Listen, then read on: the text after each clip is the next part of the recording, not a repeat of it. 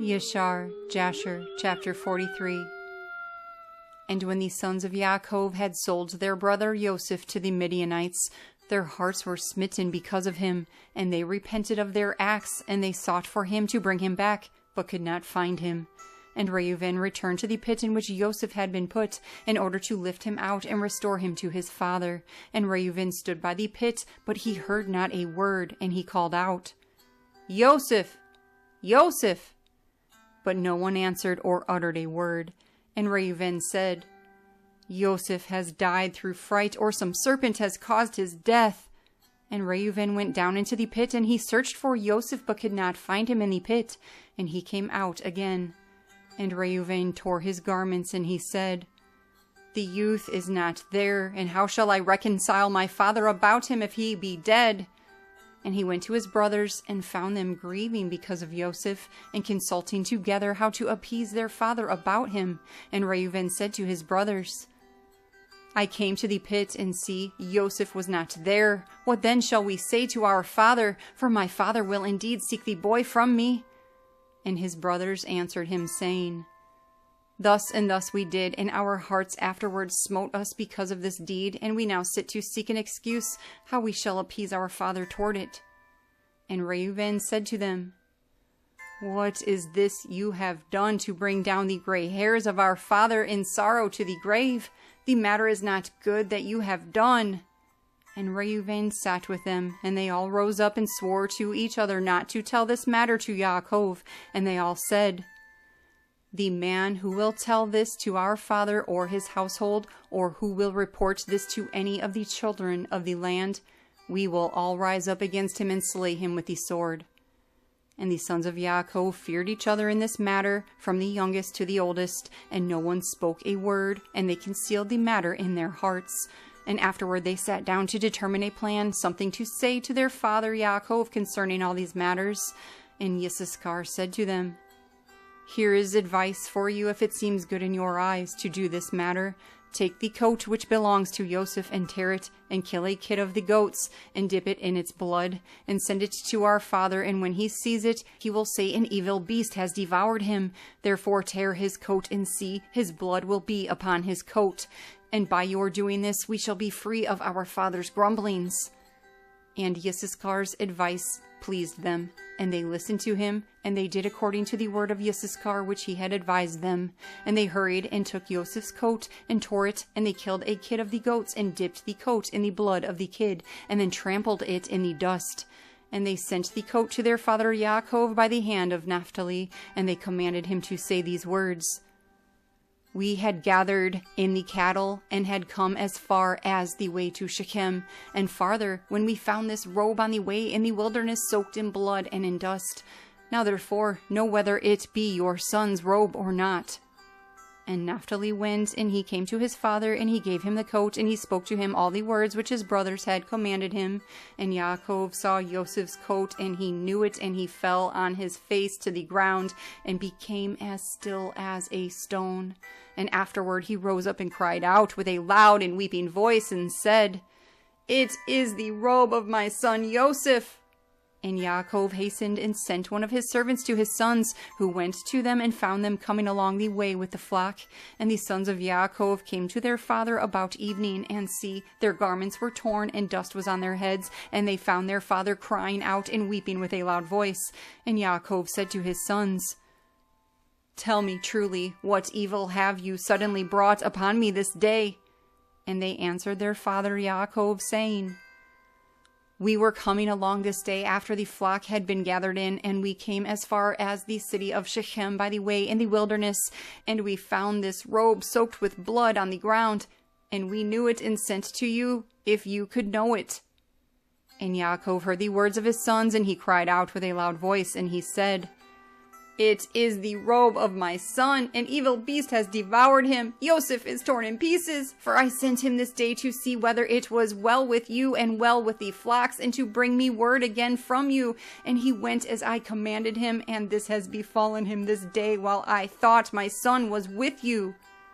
And the sons of Yaakov answered and said, He did not come to us, neither have we seen him from the time of our going out from you until now. And when Yaakov heard their words, he again cried out aloud, and he rose up and tore his garments, and he put sackcloth upon his loins and wept bitterly. And he mourned and lifted up his voice in weeping and exclaimed and spoke these words: Yoseph, my son, oh my son, Yoseph, I sent you this day after the welfare of your brothers, and see, you have been torn in pieces. Through my hand has this befallen, my son. It grieves me for you, Yoseph, my son, it grieves me for you. How sweet were you to me during life, and now how exceedingly bitter is your death to me. Oh, that I had died in your place, Yoseph, my son, for it grieves me sadly for you, my son. Oh, my son, Yoseph, my son, where are you, and where have you been taken? Arise, arise from your place, and come and see my grief for you, oh, my son, Yoseph. Come now and number the tears gushing from my eyes down my cheeks, and bring them up before Yahweh, that his wrath may turn from me. Oh, Yoseph, my son, how did you fall? By the hand of one whom no one had fallen from the beginning of the world to this day. For you have been put to death by the smiting of an enemy, inflicted with cruelty. But indeed I know that this has befallen you because of the multitude of my sins. Arise now and see how bitter my trouble is for you, my son. Although I did not raise you, nor form you, nor give you breath in being, but it was Elohim who formed you and built your bones and covered them with flesh and breathed in your nostrils the breath of life, and then he gave you to me. Now truly Elohim who gave you to me, he has taken you from me, and this has befallen you. And Yaakov continued to speak such words concerning Yosef, and he wept bitterly, fell to the ground, and became still. And all the sons of Yaakov, seeing their father's trouble, repented of what they had done, and they also wept bitterly. And Yehudah rose up and lifted his father's head from the ground and placed it upon his lap, and he wiped his father's tears from his cheeks. And Yehudah wept an exceedingly great weeping, while his father's head was resting on his lap, still as a stone. And the sons of Yaakov saw their father's trouble, and they lifted up their voices and continued to weep. But Yaakov was still lying on the ground, still as a stone. And all his sons and his servants' children rose up and stood round him to comfort him, but he refused to be comforted. And the whole household of Yaakov rose up and mourned a great mourning for the sake of Yosef and their father's trouble. And the news reached Yitzchak, son of Abraham, the father of Yaakov, and he wept bitterly for the sake of Yosef, he and all his household. And he went from the place where he dwelt in Hebron, and his men with him, and he comforted Yaakov his son, but he refused to be comforted. And after this, Yaakov rose up from the ground, and his tears were running down his cheeks, and he said to his sons, Rise up and take your swords and your bows and go out into the field and seek whether you can find my son's body and bring it to me that I may bury it. Seek also, please, among the beasts and hunt them, and that which shall come the first before you, seize and bring it to me. Maybe Yahweh will pity my affliction this day and prepare before you that which tore my son in pieces, and bring it to me, and I will avenge the cause of my son. And his sons did as their father had commanded them, and they rose early in the morning, and each took his sword and his bow in his hand, and they went out into the field to hunt the beasts. And Yaakov was still crying aloud and weeping and walking to and fro in the house and smiting his hands together, saying, Yosef, my son! Yosef, my son! And the sons of Yaakov went into the wilderness to seize the beasts, and see, a wolf came toward them, and they seized it and brought it to their father, and they said to him, This is the first we have found, and we have brought it to you as you commanded us, but your son's body we could not find. And Yaakov took the beast from the hands of his sons, and he cried out with a loud and weeping voice, holding the beast in his hand, and he spoke with a bitter heart to the beast. Why did you devour my son Yosef, and how did you have no fear of the Elohim of the earth, or of my trouble for my son Yosef? And you devoured my son for naught, for he committed no violence, and by this I bear the blame for his sake. Therefore Elohim will require him that is persecuted. And Yahweh opened the mouth of the beast in order to comfort Yaakov with its words, and it answered Yaakov and spoke these words to him. As Elohim lives, who created us in the earth, and as your being lives, my master, I did not see your son, neither did I tear him to pieces. But I also came from a distant land to seek my son who went from me this day, and I do not know whether he is alive or dead. And I came this day into the field to seek my son, and your sons found me, and seized me, and increased my grief, and have this day brought me before you, and I have now spoken all my words to you. And now therefore, O Son of Man, I am in your hands, and do to me this day as it seems good in your eyes. But by the Chai of Elohim who created me, I did not see your son, nor did I tear him to pieces, neither has the flesh of man entered my mouth all the days of my life. And when Yaakov heard the words of the beast, he was greatly astonished, and released the beast from his hand, and she went her way. And Yaakov was still crying aloud and weeping for Yosеф day after day, and he mourned for his son many days. Yashar, Jasher, chapter 44. And the sons of Ishmael, who had bought Yoseph from the Midianites, who had bought him from his brothers, went to Mitzrayim with Yoseph, and they came upon the borders of Mitzrayim. And when they came near to Mitzrayim, they met 4 men of the sons of Medan, son of Abraham, who had gone out from the land of Mitzrayim on their journey. And the Ishmaelites said to them, Do you desire to purchase this slave from us? And they said, Give him over to us. And they gave Yoseph over to them, and they saw him that he was a very handsome youth, and they purchased him for 20 shekels. And the Ishmaelites continued their journey to Mitzrayim, and the Midianites also returned that day to Mitzrayim. And the Midianites said to each other, Look, we have heard that Potiphar, an officer of Pharaoh, captain of the guard, seeks a good servant who shall stand before him to attend him, and to make him overseer over his house and all belonging to him. Now therefore, come, let us sell him to him for what we may desire, if he is able to give to us that which we shall require for him. And these Midianites went and came to the house of Potiphar, and said to him, We have heard that you seek a good servant to attend you. Look, we have a servant that will please you, if you can give to us that which we may desire, and we will sell him to you. And Potiphar said, Bring him before me, and I will see him, and if he pleases me, I will give to you that which you may require for him. And the Midianites went and brought Yoseph and placed him before Potiphar. And he saw him, and he pleased him exceedingly. And Potiphar said to them, Tell me what you require for this youth. And they said, 400 pieces of silver we desire for him. And Potiphar said, I will give it to you if you bring me the record of his sale to you, and will tell me his history, for maybe he is stolen. For this youth is neither a slave nor the son of a slave, but I observe in him the appearance of a pleasant and handsome person. And the Midianites went and brought to him the Ishmaelites who had sold him to them, and they told him, saying, He is a slave, and we sold him to them. And Potiphar heard the words of the Ishmaelites in his giving the silver to the Midianites. And the Midianites took the silver and went on their journey, and the Ishmaelites also returned home. And Potiphar took Yoseph and brought him to his house that he might serve him. And Yoseph found favor in the sight of Potiphar, and he placed trust in him, and made him overseer over his house, and all that belonged to him he delivered over into his hand. And Yahweh was with Yoseph, and he became a prosperous man. And Yahweh berakah the house of Potiphar for the sake of Yoseph. And Potiphar left all that he had in the hand of Yoseph, and Yoseph caused matters to come in and go out, and everything was regulated by his word in the house of Potiphar. And Yoseph was 18 years old, a youth with good-looking eyes and of handsome appearance, and none like him was in the whole land of Mitzrayim.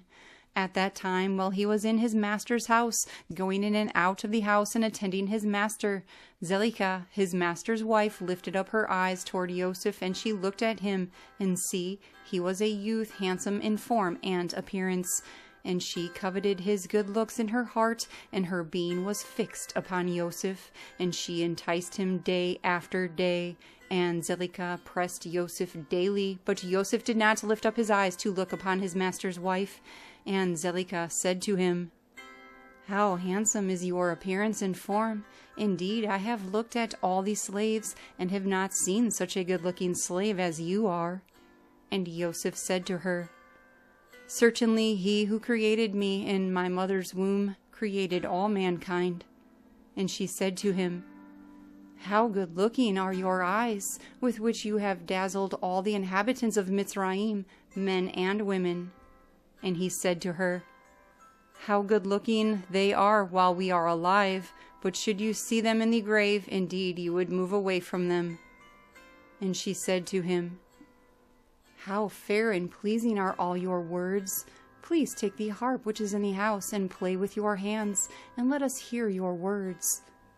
And he said to her, "How fair and pleasing are my words when I speak the praise of my Elohim and his esteem."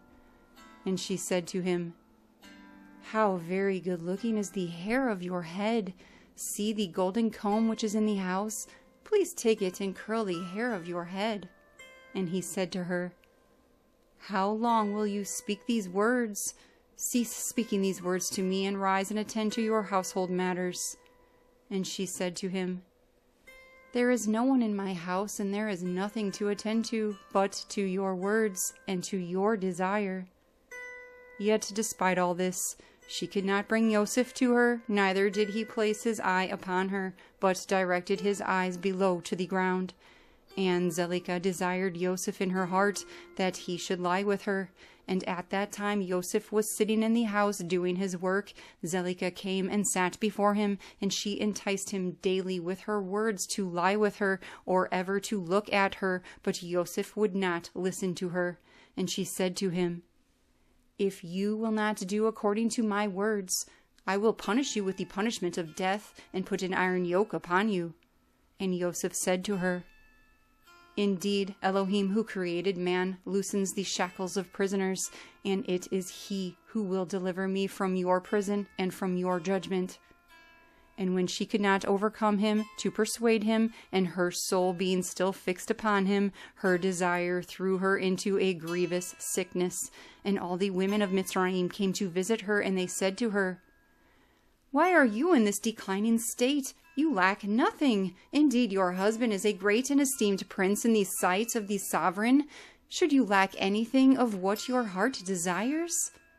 And Zelicah answered them, saying, "This day it shall be made known to you where this unrest arises in which you see me." And she commanded her female servants to prepare food for all the women, and she made a banquet for them, and all the women ate in the house of Zelicah. And she gave them knives to peel the oranges to eat them, and she commanded that they should dress Yosեպh in costly garments, and that he should appear before them. And Yosեպh came before their eyes, and all the women looked on Yosեպh, and could not take their eyes from him. And they all cut their hands with the knives that they had in their hands, and all the oranges that were in their hands were filled with blood. And they did not know what they had done, but they continued to look at the good looks of Yosեպh, and did not turn their eyelids from him. And Zelicah saw what they had done, and she said to them, "What is this matter that you have done? Look, I gave you oranges to eat, and you have all cut your hands." And all the women looked at their hands, and see, they were full of blood, and their blood flowed down on their garments. And they said to her, "This slave in your house has overcome us, and we could not turn our eyelids from him because of his good looks." And she said to them, "Indeed, this came to be the moment that you looked at him, and you could not contain yourselves from him. How then can I refrain when he is constantly in my house, and I see him day after day going in and out of my house? How then can I keep from declining or even from perishing because of this?" And they said to her, "The words are true, for who can see this good-looking form in the house and refrain from him? But is he not your slave and attendant in your house? And why do you not tell him that which is in your heart, but allow your being to perish through this matter?"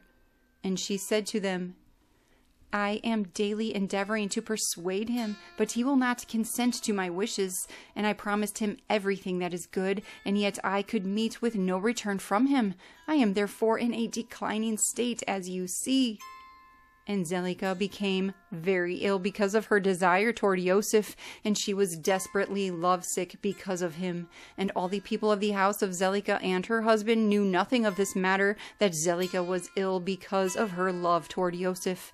And all the people of her house asked her, saying, "Why are you ill and declining, yet lack not?" And she said to them, "I do not know this matter which is daily increasing upon me." And all the women and her friends came daily to see her, and they spoke with her, and she said to them, "This can only be through the love of Yosef." And they said to her, "Entice him and seize him secretly. Maybe he may listen to you and put off this death from you." And Zelika became worse from her love toward Yosef, and she continued to decline till she scarcely had strength to stand. And on a certain day Yosef was doing his master's work in the house, and Zelika came secretly and fell suddenly upon him. And Yosef rose up against her, and he was more powerful than she, and he brought her down to the ground. And Zelika wept because of the desire of her heart toward him, and she begged him with weeping, and her tears flowed down her cheeks, and she spoke to him in a loud voice of pleading and in bitterness of being, saying, "Have you ever heard, seen, or known of so good-looking a woman as I am, or better than myself, who speaks daily to you? Fall into a decline through love for you? Lay all this honor upon you, and still you will not listen to my voice? And if it is through fear of your master, lest he punish you, as the sovereign lives, no harm shall come to you from your master through this matter. Now, therefore, please listen to me and consent for the sake of the honor which I have laid upon you, and put off this death from me, for why should I die for your sake?" And she ceased to speak, and Yosef answered her, saying, "Refrain from me, and leave this matter to my master. Look, my master does not know what there is with me in this house, and all that belongs to him he has delivered into my hand. And how shall I do these matters in my master's house? For he has also greatly honored me in his house, and he has also made me overseer over his house, and he has exalted me, and there is no one greater in this house than I am, and my master has kept nothing from me, except you who are his wife. How then can you speak these words to me? And how can I do this great evil and sin against Elohim and against your husband? Now therefore refrain from me, and speak such words as these no more, for I will not listen to your words." But Zelika would not listen to Yosef when he spoke these words to her, and she daily enticed him to listen to her. And it came to be after this that the river of Mitzrayim was filled above all its sides, and all the inhabitants of Mitzrayim went in, and the sovereign and princes also went out with timbrels and dances, for it was a great rejoicing in Mitzrayim, and a holiday at the time of the flooding of the sea, Shihor, and they went there to rejoice all the day. And when the Mitzrites went out to the river to rejoice, as was their custom, all the people of the house of Potiphar went with him, but Zelika would not go with them, for she said, "I am sick." And she remained alone in the house, and no other person was with her in the house. And she rose up and went up to her palace in the house, and dressed herself in princely garments, and she placed precious shoham stones upon her head, inlaid with silver and gold, and she adorned her face and skin with all kinds of women's purifying liquids, and she perfumed the palace and the house with cassia and frankincense, and she spread myrrh and aloes, and afterwards she sat in the entrance of the palace, in the passage of the house through which Yosef passed to do his work. And see, Yosef came from the field and entered the house to do his master's work. And he came to the place through which he had to pass, but he saw all Zelika had done, and he turned back. And Zelika saw Yosef turning back from her, and she called out to him, saying, "What troubles you, Yosef? Come to do your work and see. I will make room for you until you shall have passed to your seat." And Yosef returned and came to the house, and passed from there to the place of his seat, and he sat down to do his master's work as usual. And see, Zelika came to him and stood before him in regal garments, and the scent from her clothes was spread to a distance. And she hastened and caught hold of Yosef in his garments, and she said to him, "As the sovereign lives, if you will not perform my request, you shall die today." And she hastened and stretched out her other hand, and drew a sword from beneath her garments, and she placed it on Yosef's neck, and she said, "Rise and perform my request, and if not, you die today." And Yosਫ਼ was afraid of her at her doing this matter, and he rose up to flee from her. But she seized the front of his garments, and in the fear of his flight, the garment which Zelicah seized was torn. And Yosਫ਼ left the garment in the hand of Zelicah, and he fled and got out, for he was fearful.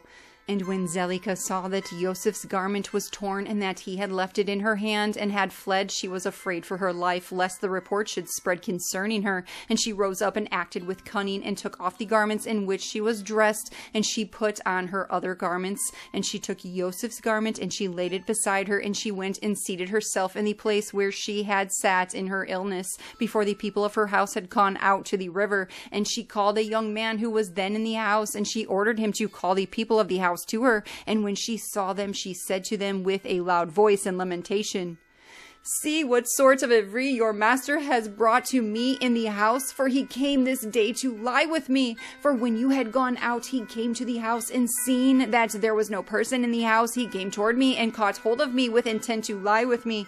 And I seized his garments and tore them and called out against him with a loud voice. And when I had lifted up my voice, he was afraid for his life and left his garment before me and fled."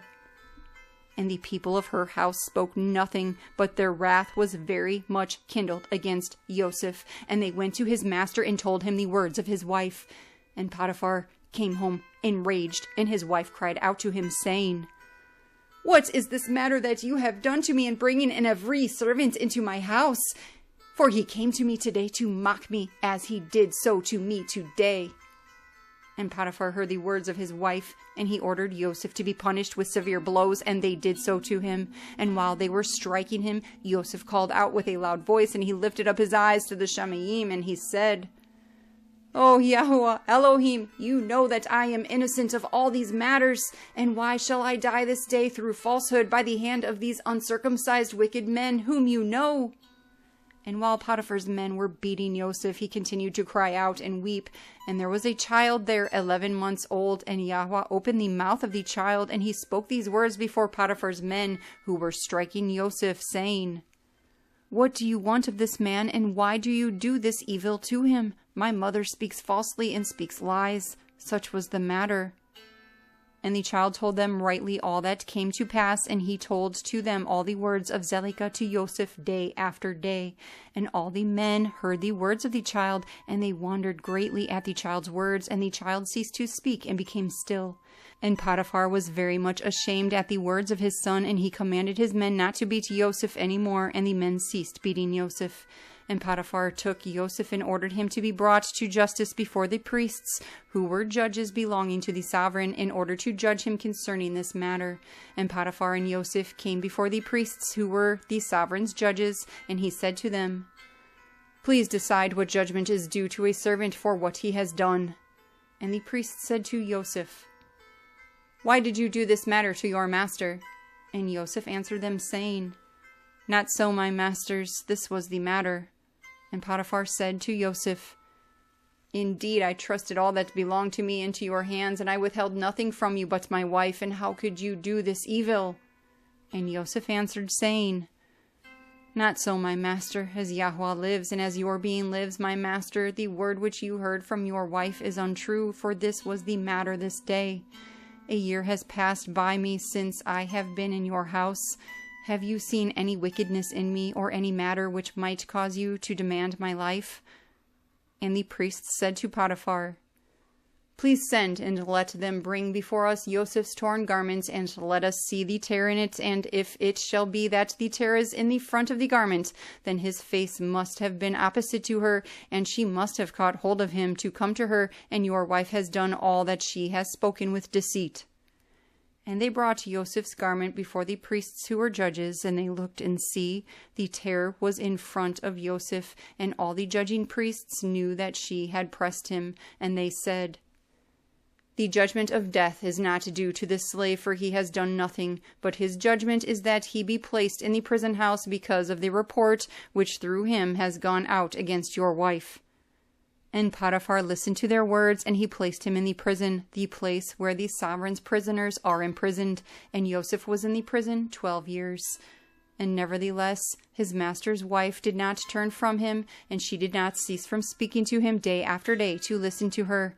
And at the end of 3 months, Zelica continued going to Yosեպh to the prison day by day, and she enticed him to listen to her. And Zelica said to Yosեպh, "How long will you remain in this house? But listen now to my voice, and I will bring you out of this house."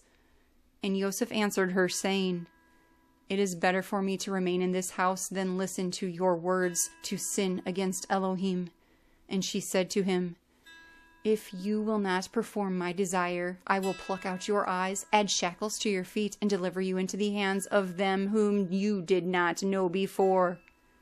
And Yosեպh answered her and said, "See, the Elohim of the whole earth is able to deliver me from all that you can do to me, for he opens the eyes of the blind and looses those that are bound, and watches over all strangers who are unknown in the land."